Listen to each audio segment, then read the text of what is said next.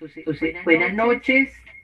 Damos inicio a la clase número 6 sobre arquitectura de museos. Hoy es miércoles 17 de junio del 2026.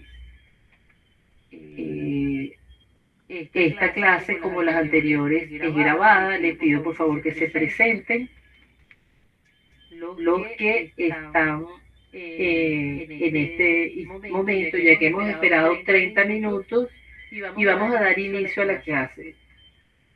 Son las 8:30. Buenas noches, María Fernanda. Hola, profe, buenas noches. ¿Ves bien y escuchas bien? Sí, perfecto. Ok. Michelle. Buenas noches, Michelle. ¿Ves bien y escuchas bien la pantalla? Buenas noches, profe, sí, la escucho. Todo bien. Ok, bueno, entonces damos inicio. Hasta hace un ratito estuvo Derek y estuvo Naelin, pero no creo que por problemas de conectividad ellos no se encuentran en este momento. Ya que hemos esperado media hora, entonces bueno, vamos a dar inicio a la clase. Pues. Y recuerden que una vez que termine la grabación, continuamos conversando para detallar entonces los aspectos que tienen que ver con la asignación de esta clase, que sería la tarea número 3, comentarlos de qué va la tarea y las especificaciones. Recuérdense también que la próxima semana ya es la última semana de este periodo intensivo.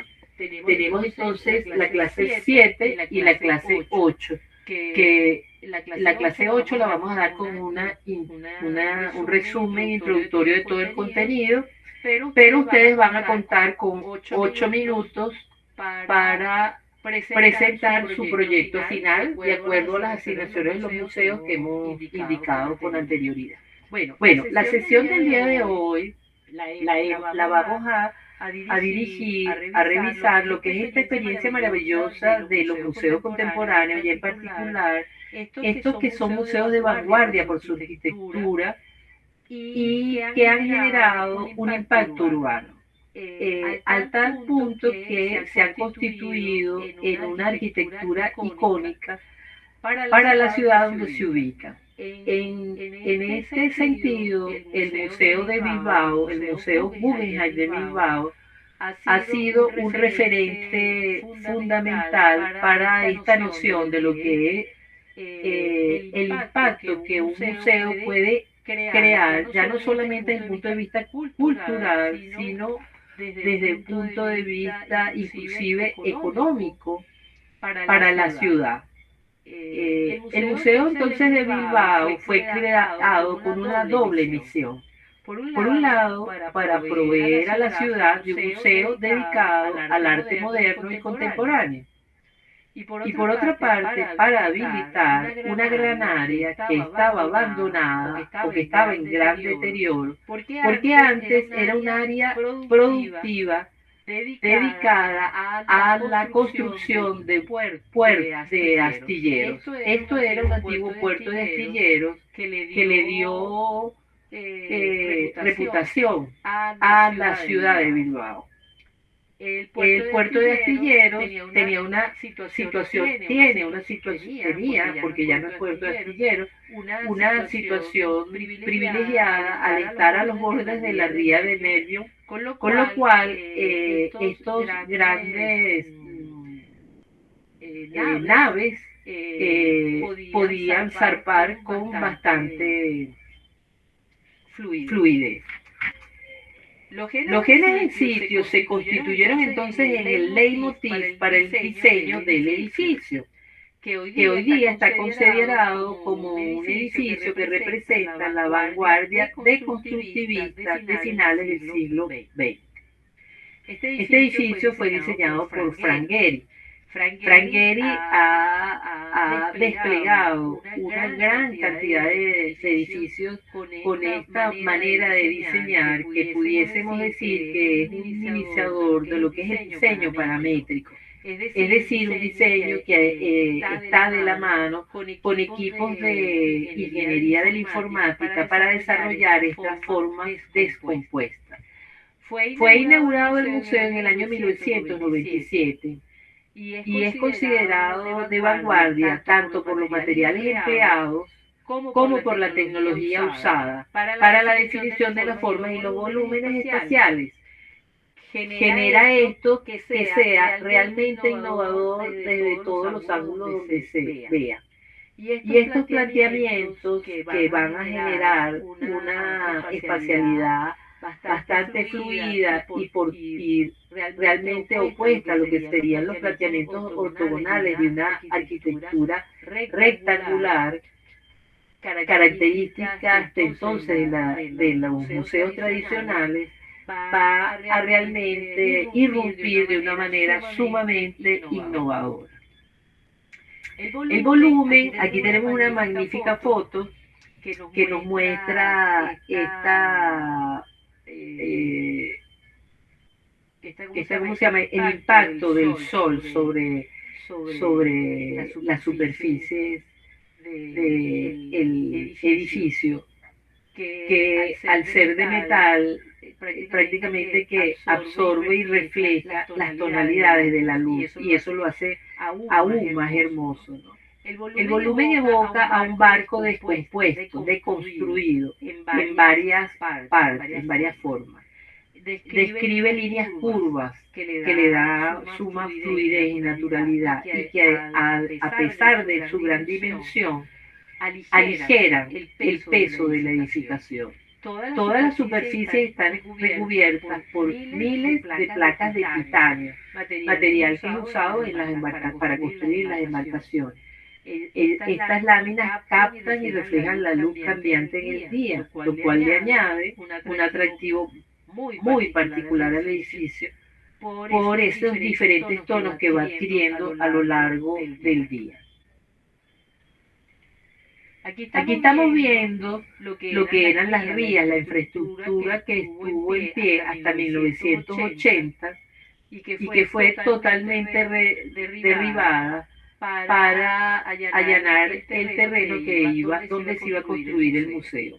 Esta infraestructura, que es la que constituyó al antiguo puerto astillero, pues bueno, como lo vemos, está constituida por unas grandes grúas, grandes explanadas, contenedores de depósitos de materiales, rieles de traslado de un extremo al otro de estos materiales pesados y por supuesto el área de salida de las embarcaciones.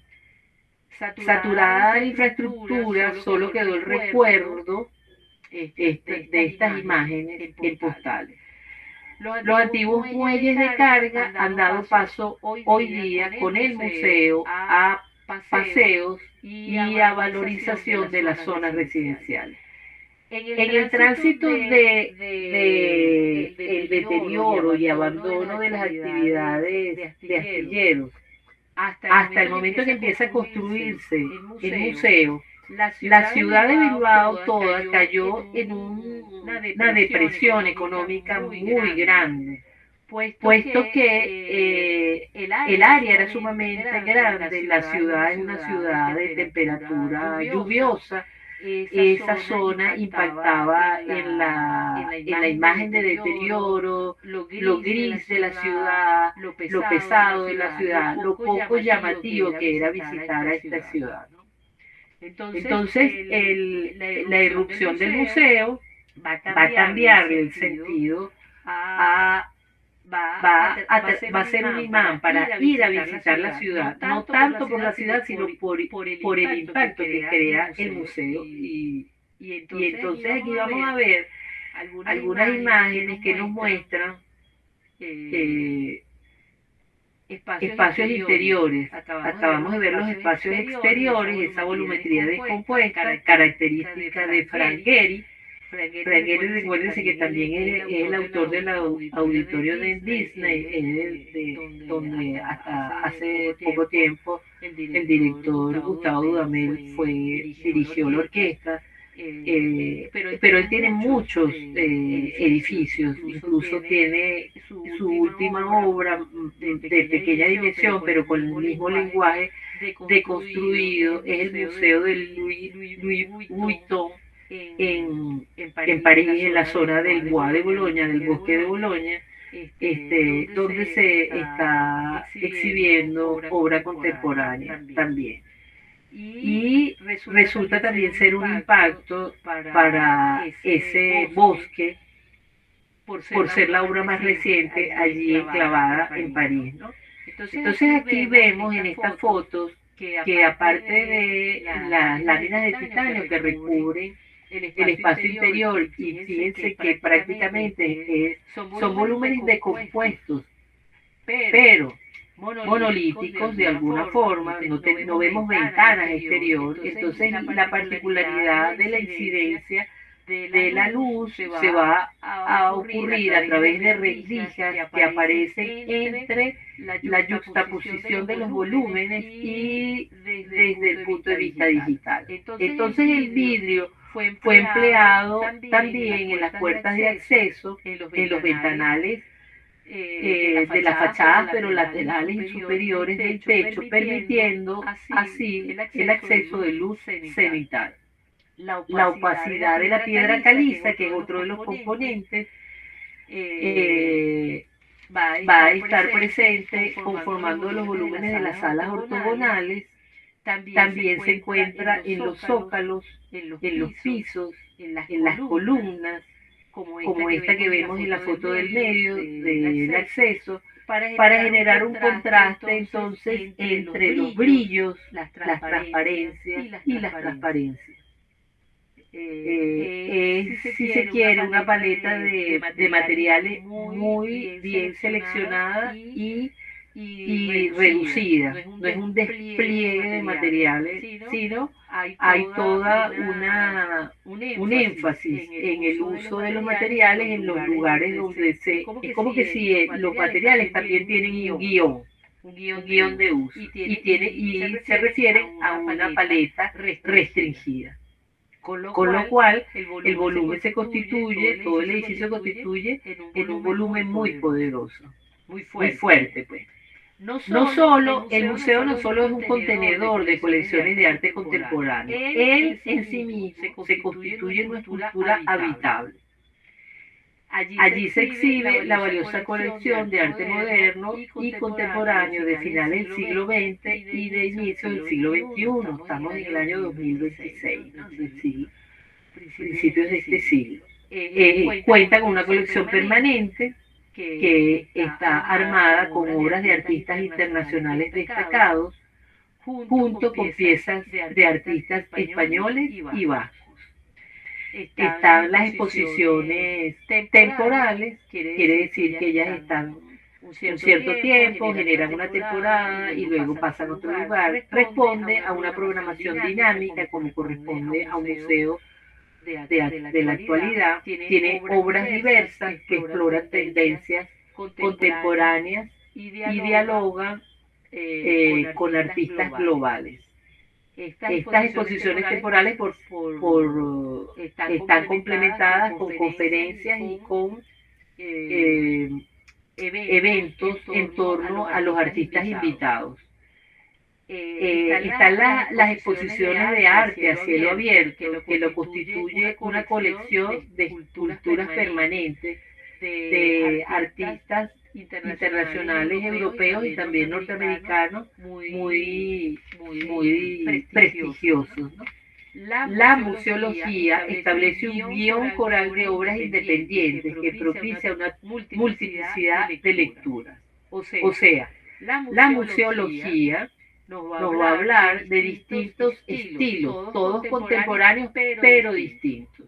Allí vamos a encontrar pinturas, esculturas de distintos tipos, esculturas blandas, esculturas metálicas, esculturas talladas, todas con representando las distintas tendencias y reinterpretaciones del arte contemporáneo. Voy a saludar a Adrián Morales, que veo que está por allí, y hace poquito vi que había entrado también Derek, pero parece que tiene problemas de conectividad. En la fachada norte que da a la ría de Nervión, donde estaba la salida de las embarcaciones, se ubica la mama, que es una escultura araña, aquí la vemos del lado de la foto izquierda inferior derecha, es de Louise Bourgeois. Ella es francesa, Luis. Y en la fachada sur vamos a ver que es la ría Bilbao. Vamos a ver la entrada, esto lo vamos a ver en la otra foto, no en esta, porque estas dos fotos son de la misma fachada norte. En la fachada sur se va a encontrar el famoso perro gigante de flores, el Pupi, que está armado con 38.000 flores naturales. Pero estábamos hablando de la fachada norte, que es esta. Esta es la fachada norte. Esta es la entrada hacia la entrada principal, pero en la fachada norte, esta ubicación de la araña, un poco más abajo del gran recorrido que se viene dando en paralelo a la ría, ¿no? Entonces aquí encontramos la impactante volumetría que se constituye en uno de los íconos de la ciudad también, esta araña. El museo está complementado en su entrada principal, prácticamente, que es una manera de señalar la entrada principal, que se abre una plaza que conecta al tejido urbano de la ciudad, y estos espacios se constituyen en paseos, en espacios públicos, en plazas, que van bordeando o acompañando la ría, ¿no? Esta es la fachada norte, y aquí vemos a la araña de Louis Bourgeois.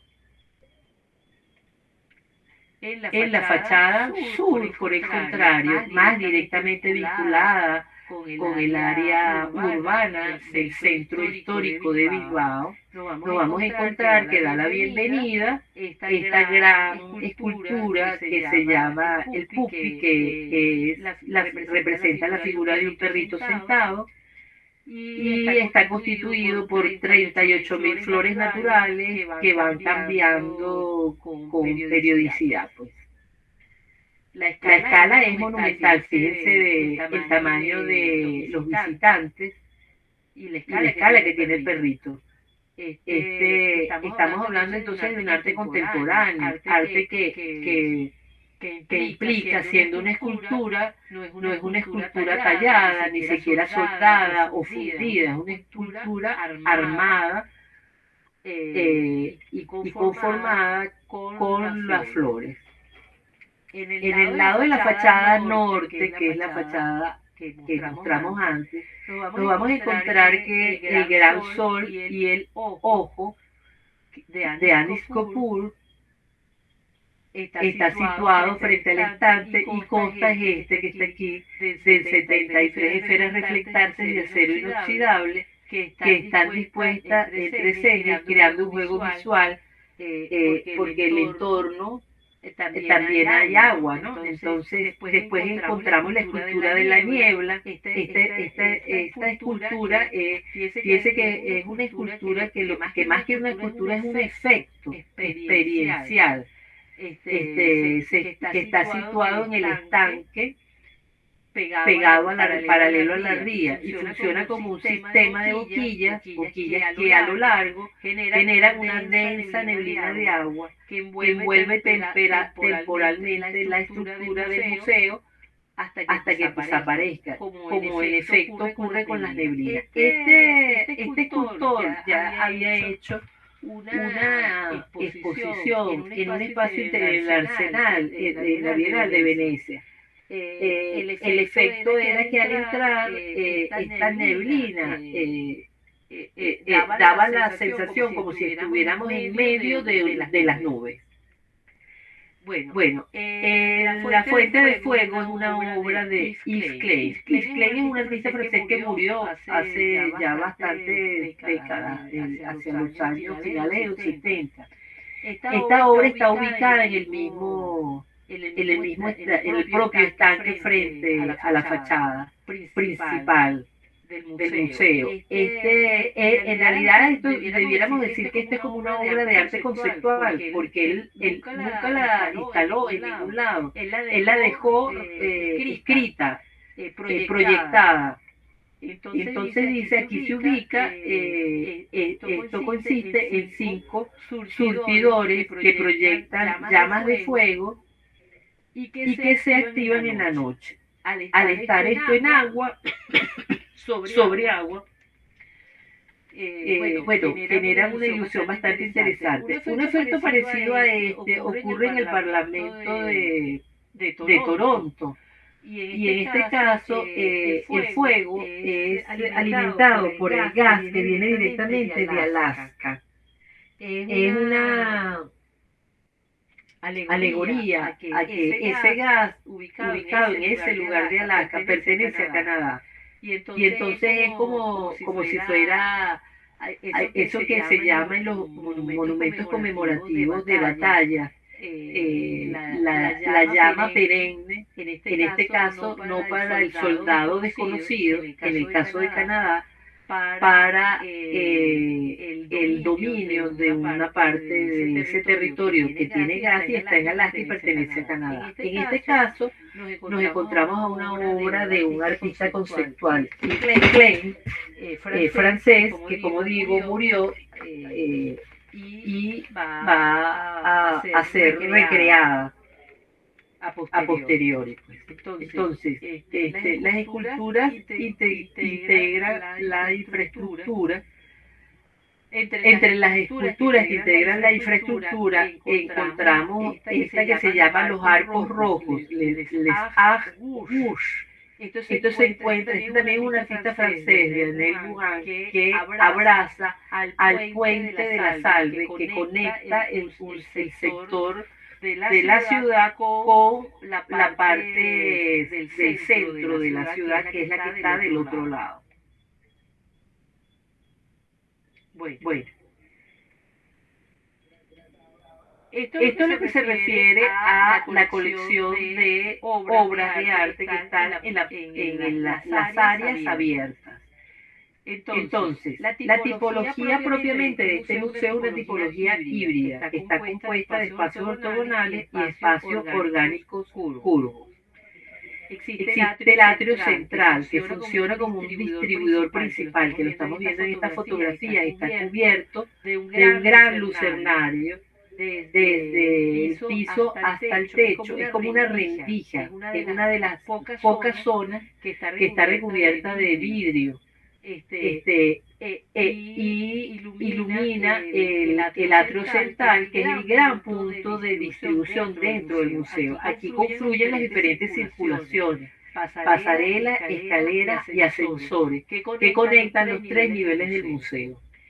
Luego nos vamos a ver que existen 10 salas ortogonales que tienen proporciones clásicas, tienen formas rectilíneas, al ser ortogonales evidentemente, y que son las apropiadas para exhibir aquellas obras que son pinturas con formato clásico o esculturas que requieren verse frontalmente. Ellas se van a encontrar repartidas, estas obras, a lo largo de las salas ortogonales. Las salas orgánicas van a ser 9. Estas salas orgánicas están definidas por las curvas que vemos por los volúmenes anteriores y presentan obras contemporáneas de gran formato o instalaciones experimentales.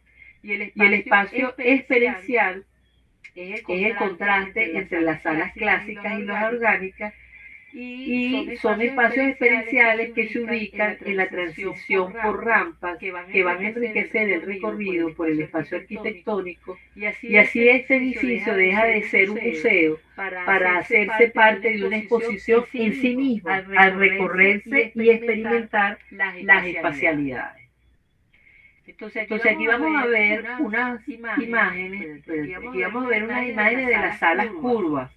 En las salas curvas se ponen piezas, como dijimos, de gran formato de instalaciones. Fíjense el tamaño de estas esculturas en hierro, acero patinado, y el tamaño de, aquí están en plena instalación, y el tamaño de los empleados que están haciendo la instalación. de la obra gráfica del artista que de alguna manera Richard Serra con su obra gráfica ilustra el desarrollo, la creación de estas piezas.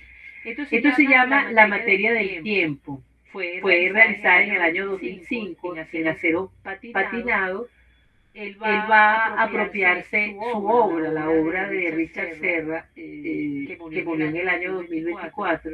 Se va a hacer característica por estas láminas de acero patinado. Él le va a dar formas distintas, de espirales, de elipses, o va a subir las formas que se llaman toroidales. Las formas toroidales geométricamente son las formas que surgen de girar en torno a un punto. Entonces, consta de 8 esculturas la sala que se llama ArcelorMittal, consta de 8 esculturas de acero de gran escala que exploran el espacio y el tiempo y pesan un total. Miren de qué tipo de lámina de acero estamos hablando, que el total del peso son 100 toneladas. El artista, bueno, ya murió, pero él digamos que acuñó el uso del acero patinado con estos trabajos de oxidación que van generando una pátina de oxidación con tonos rojizos y que de alguna forma los introdujo también en espacios públicos de muchas ciudades y fue reconocido por este tipo de trabajo monumental que él decía que tenía que ver con la era contemporánea y el uso del acero en dimensiones como nunca antes se había visto. Y viene muy al lugar el que esté ubicado aquí, porque como ya dijimos, esto era una base de astilleros que usan estos materiales. Entonces, es como un guiño a una expresión de un artista poco usual que tuviera, que viniera haciendo este trabajo con este material.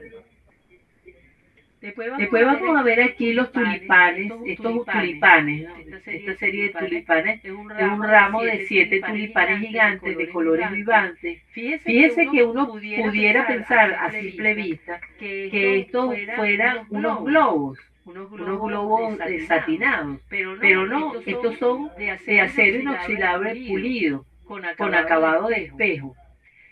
Y entonces nos engaña porque nosotros pudiésemos pensar que son glóbulos inflables, por lo tanto livianos, y es todo lo contrario. Es acero inoxidable, pesado, pero con ese acabado pulido.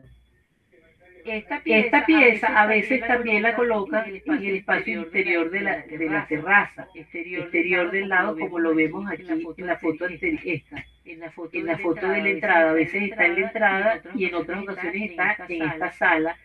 Ahora estamos viendo que esta sala es el cuerpo de salas ortogonales. ¿Y por qué las salas aquí son ortogonales? Porque estamos viendo también que las obras que están aquí expuestas de gran formato, en realidad es para que se vean de manera frontal, de manera pues que es ineludible que tenían que ser paredes rectas, ortogonales, para poder visualizar estas obras. Aquí, de todas maneras, se ponen obras que porque ameritan una visión frontal, entonces hacen apropiado el retomar el esquema de los museos clásicos. Pues. Pero las obras son de artistas contemporáneos, como Mar Ronco, Ansel Kiefer, Tombly, Robert Rauschenberg. Robert Rauschenberg expuso aquí en el Museo de Bellas Artes, por cierto, en la época que la directora era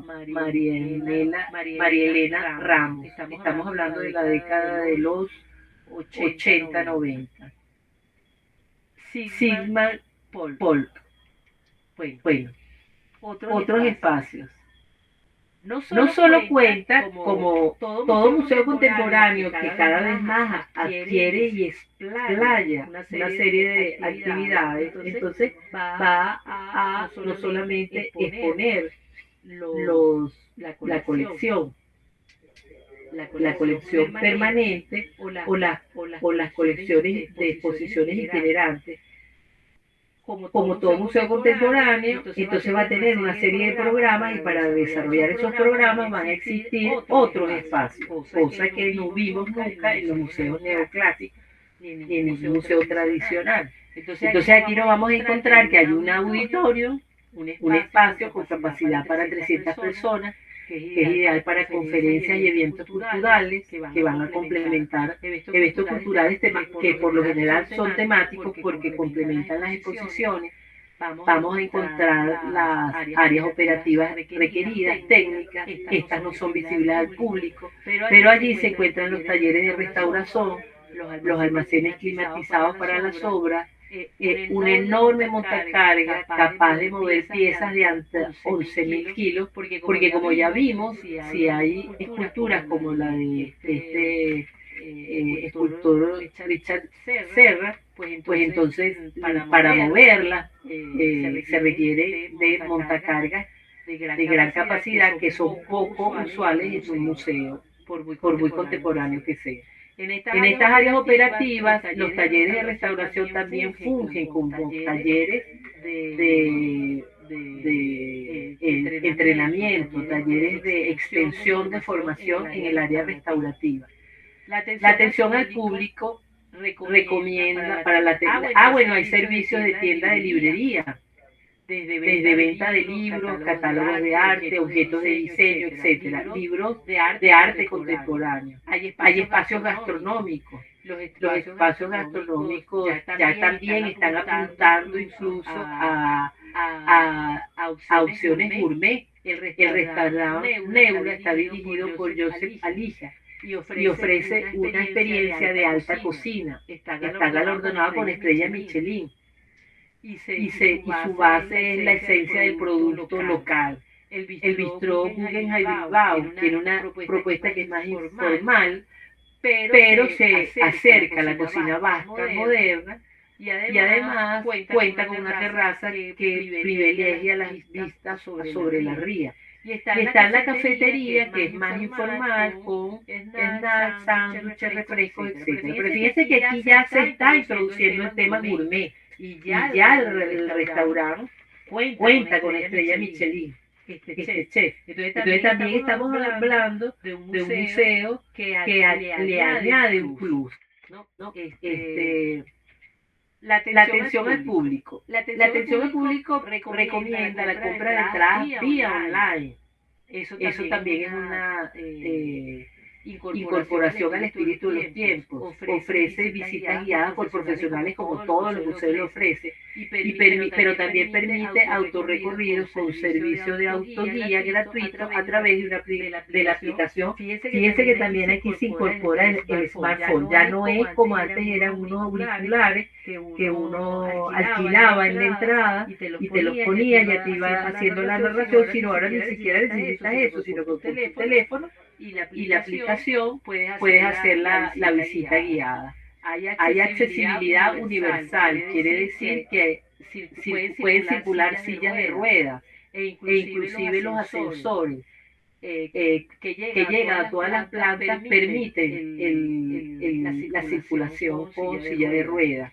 Hay visitas táctiles y hay recorridos adaptados tanto para invidentes como para personas con discapacidad intelectual.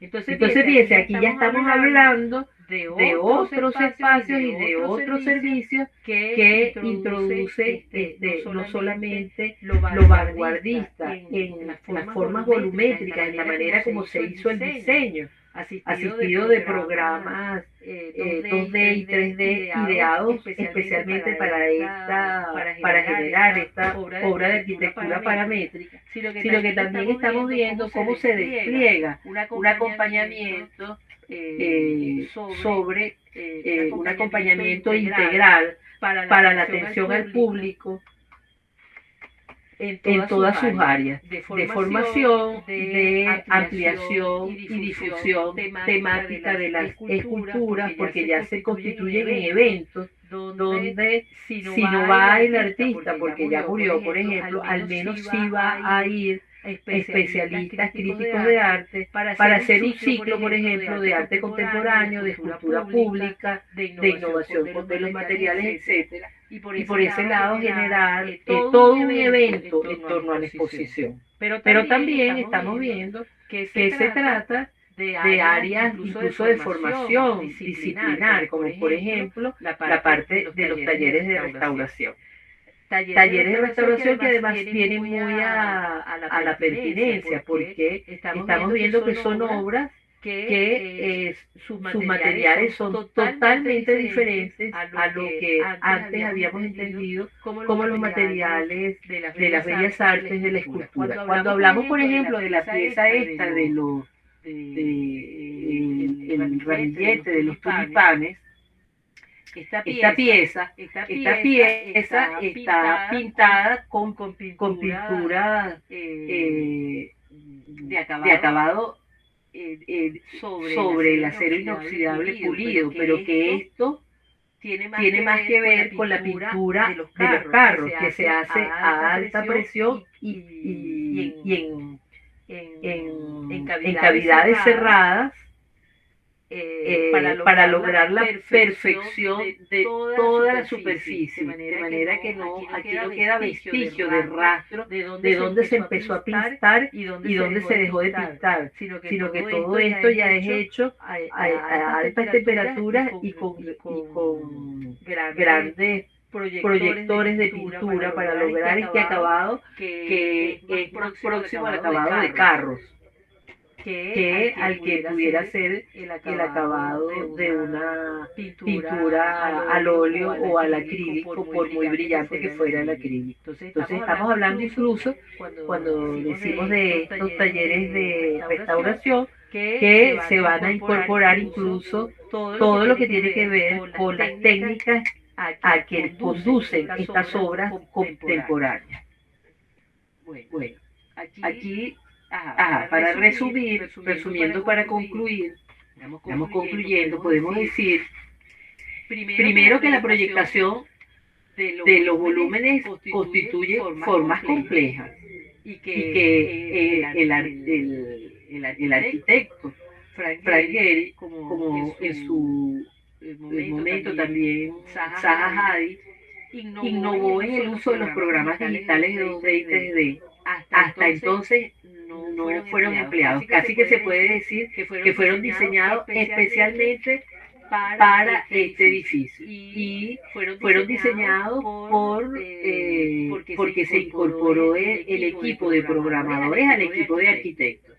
Entonces aquí hay también una innovación muy interesante, ¿no? Después, incorporó las destrezas de la metalurgia locales con el uso del titanio propio de las embarcaciones. O sea, edificios de estructura metálica hay muchos, y desde el siglo, finales del siglo XIX, principios del siglo XX, la innovación de las estructuras metálicas cada vez más fue en ascenso. Pero aquí hay más que eso, porque aquí se añade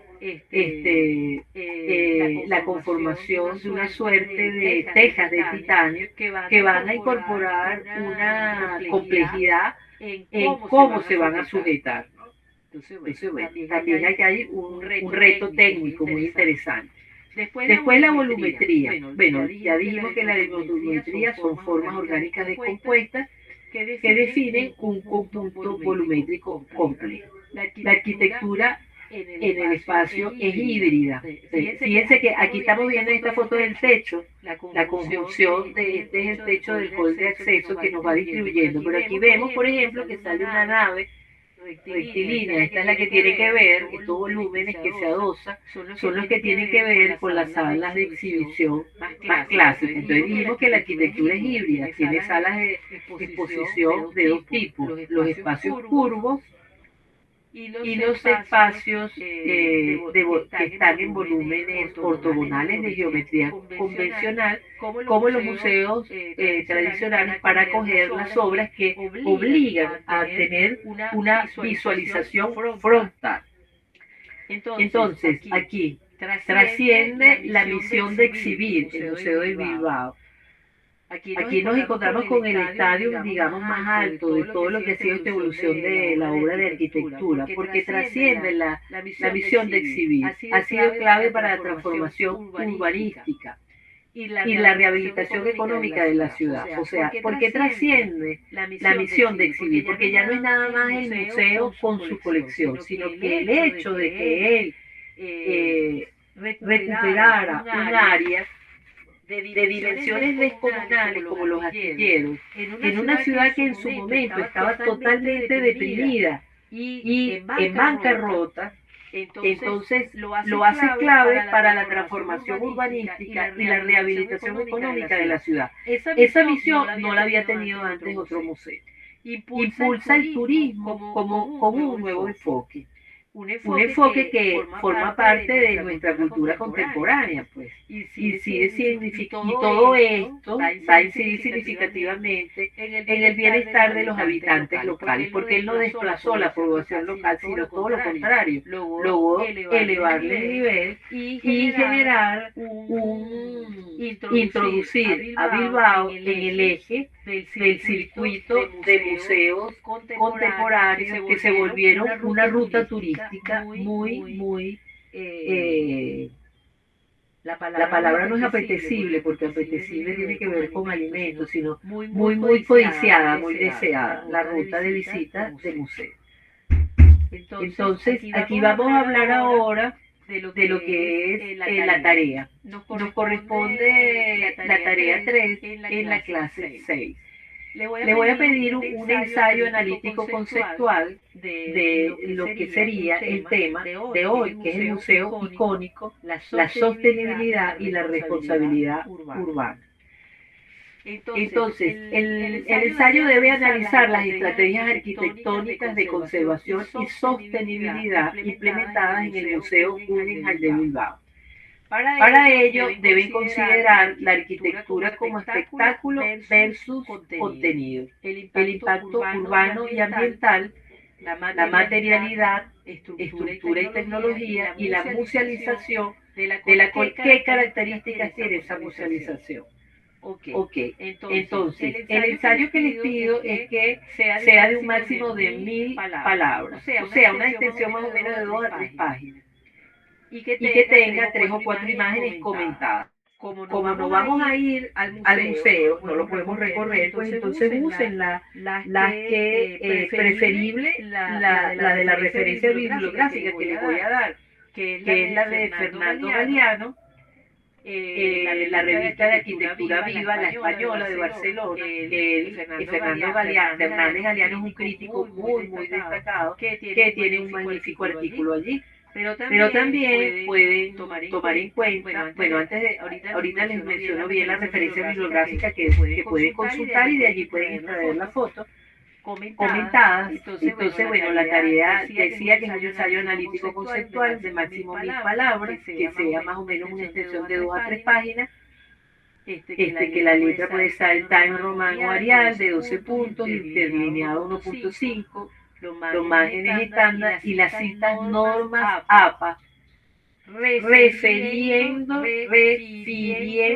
el texto del párrafo. Refiriendo el texto del párrafo que se toma como idea, que se toma como desencadenante del comentario.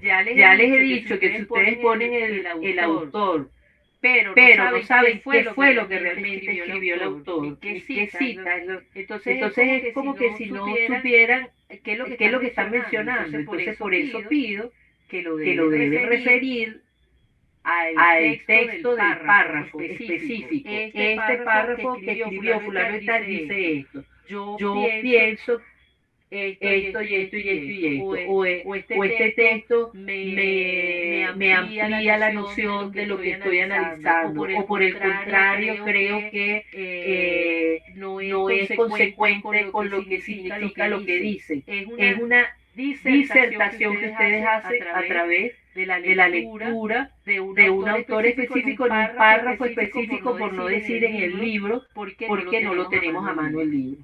Entonces, la redacción debe ser formal, coherente, sin errores ortográficos. Y aunque usemos la herramienta del IA, nosotros debemos tener la capacidad de desarrollar con nuestras propias palabras la apreciación de lo que vamos a analizar, de lo que vamos a interpretar, de todo lo que hemos visto en la clase de hoy y que estamos pidiendo se refleje en este ensayo. Entonces aquí en la bibliografía complementaria les recomiendo ingresar directamente en la página web del museo, que además es divino ingresar porque ellos tienen además la posibilidad de recorridos en 360 y hay muy buenos textos.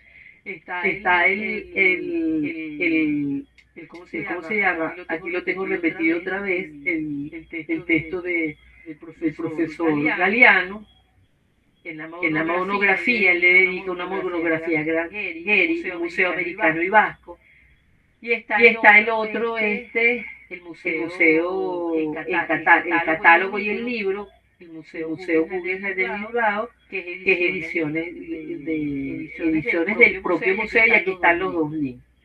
Bueno, dicho esto, nosotros vamos a abrir el derecho de palabra para que ustedes comenten, pregunten, dudas que tengan. Vuelvo a hacer la reiteración del tipo de asignaciones que estamos haciendo. Son asignaciones para aprender a disertar, no a repetir lo que me da la herramienta del IA o el Google o los distintos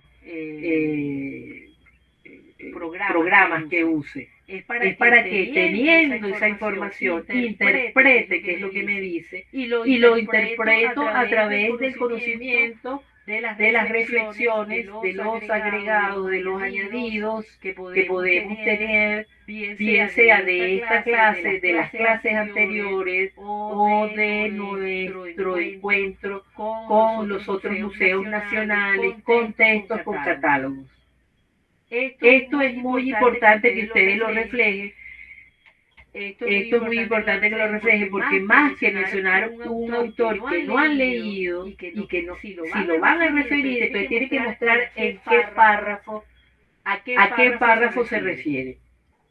Porque puede ocurrir lo que ya les aclaré el otro día, que el IA produce alucinaciones bibliográficas, que quieren decir mencionar a un autor porque estadísticamente ha tenido muchos accesos, sea en tesis de grado, en artículos, etcétera, pero al no estar vinculado con un texto concreto y un párrafo concreto, alucina en un título o en algo por estos datos estadísticos. Bueno, voy a detener la grabación. Abro el derecho de palabra para comentar esto y comentar sobre el proyecto final.